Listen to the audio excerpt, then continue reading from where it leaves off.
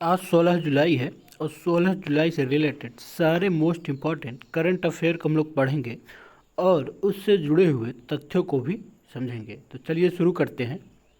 पहला क्वेश्चन है, भारत द्वारा किस देश को आउटडोर फिटनेस इक्विपमेंट हाल ही में सौंप दिए गए हैं?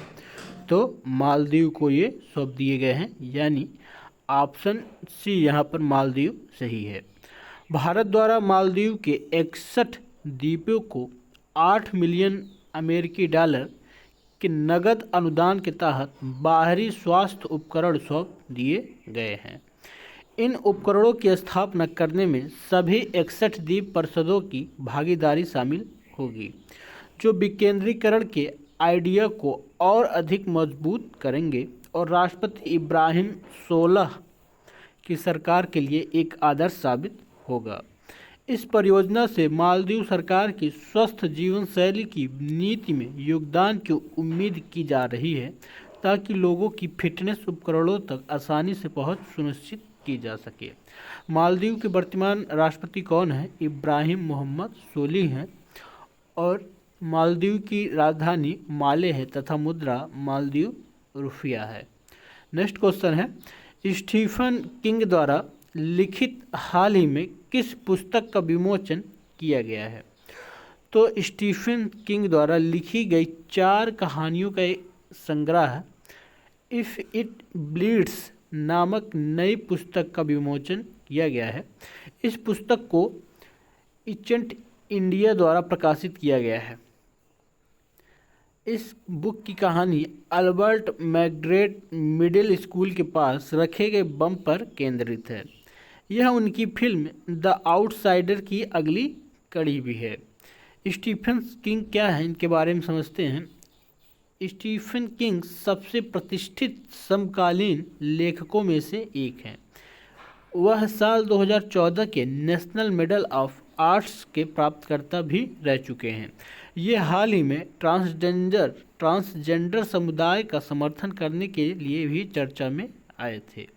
नेक्स्ट क्वेश्चन है, किस राजनेता के द्वारा संयुक्त राष्ट्र की 75वीं वर्षगांठ को संबोधित किया जाएगा?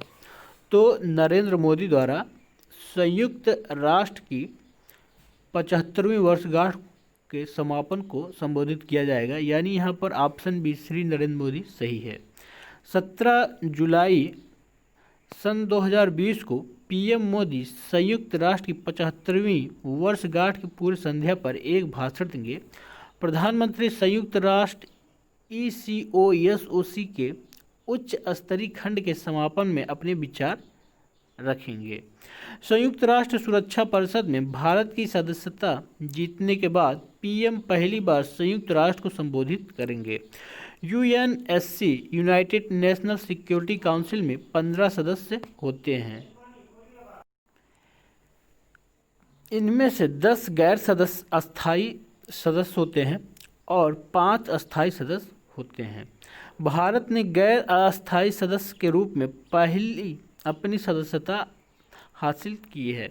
अस्थायी सदस्य अमेरिका, ब्रिटेन, रूस, चीन और फ्रांस हैं।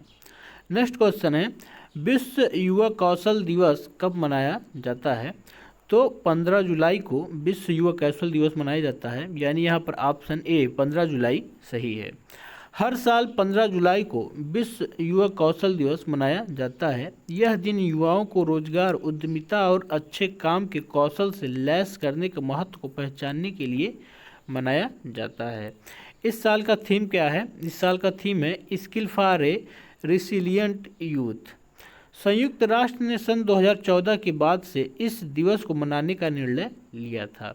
श्रीलंका ने G77 और चीन की सहायता से दिसंबर 2018 में एक प्रस्ताव पारित किया। तब से 15 जुलाई को विश्व युवा कौशल दिवस के रूप में मनाया जाता है। भारत में विश्व युवा कौशल दिवस को मनाने के लिए एक डिजिटल कॉन्क्लेव का आयोजन किया गया, जिसमें पीएम मोदी ने इसे संबोधित किया है।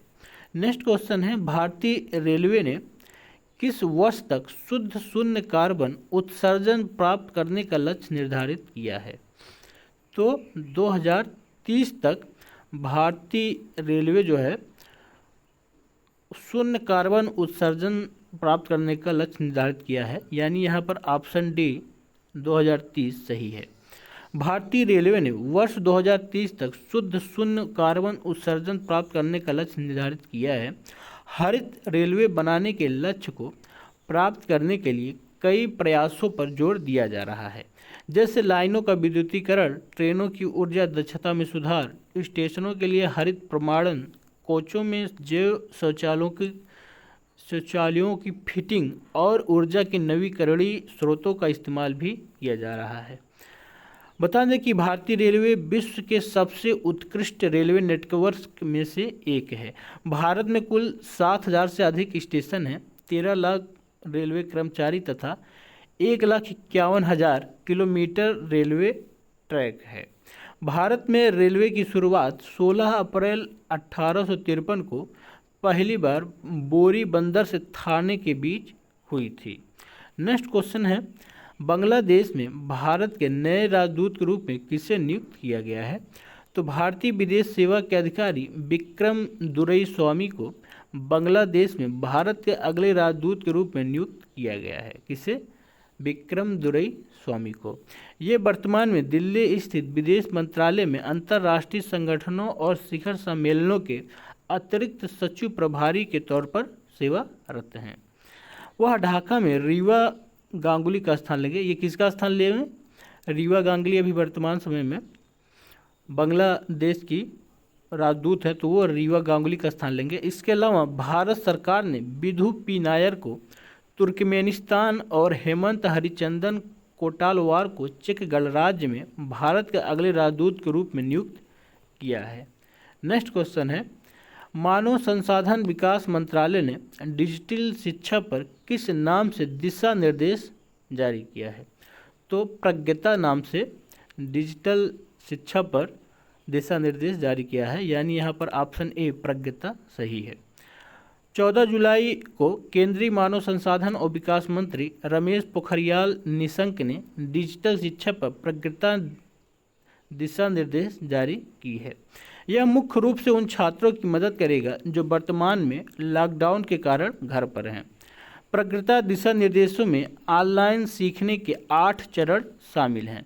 पहला है प्लान, इसी प्रकार अन्य है review, guide, arrange, talk, assign, track और एप्रिसिएट। ये 8 प्लान इस पहल के तहत बताए गए हैं तथा इसमें प्रशासकों, अभिभावकों और शिक्षकों के लिए भी निम्न सुझाव दिए गए हैं। वो निम्न है, देखते हैं कि हस्तक्षेप के तौर के तरीके, डिजिटल शिक्षा की योजना पर चिंता, डिजिटल शिक्षा के दौरान शारीरिक और मानसिक स्वास्थ्य और साइबर सुरक्षा, ये जो है अभिभावकों के लिए सुझाव दिए गए हैं इस अभियान के तहत। नेक्स्ट क्वेश्चन है, अफगानिस्तान में भारत के अगले राजदूत के रूप में किससे नियुक्त किया गया है?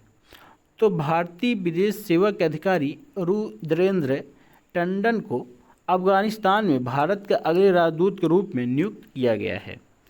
ये वर्तमान में जकार्ता के आसियान के लिए भारतीय दूत के रूप में सेवारत है। कहाँ पर?